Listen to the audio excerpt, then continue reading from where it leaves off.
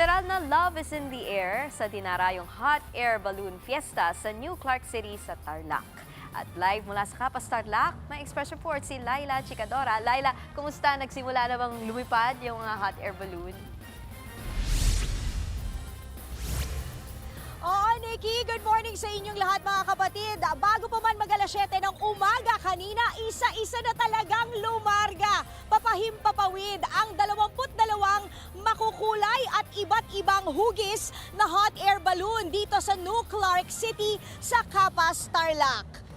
Ito ay bilang bahagi ng 26th Philippine International Hot Air Balloon Festival at pinalipad yan ng mga piloto mula sa United Kingdom, United States, Belgium, the Netherlands, Macedonia, Switzerland, Germany at Brazil.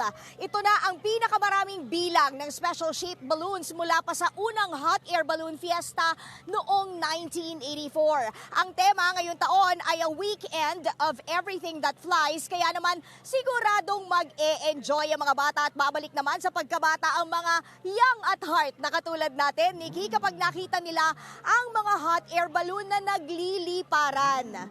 Mayroong hugis puso, meron pang Royal Guard ng UK at represent naman ng hot air balloon na Yoda ang mga fans ng Star Wars. In attendance din ang mga hot air balloon na aso at meron ding hugis ibon gaya ng Red Macau at Blue Macau ng Brazil. Dito rin pinili ng Brazil na mag-maiden voyage ang kanilang walrus-shaped hot air balloon at maswerte naman tayong napaunlakan na habang pinaloloban nila ito ay pumasok tayo sa loob ng kanilang balloon at nang ito ay naitayo na.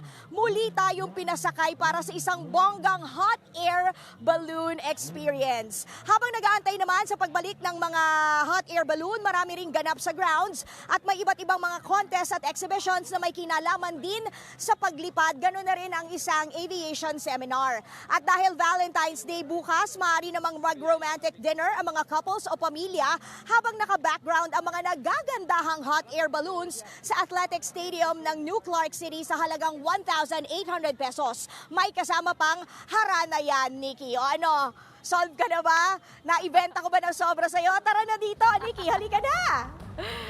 Yan ang express report ni Laila Chicadora. Mga kapatid, Nikki de Guzman po. Para sa pasada ng mga rumaratsyadang balita, mag-follow at mag-subscribe na sa social media pages ng News 5.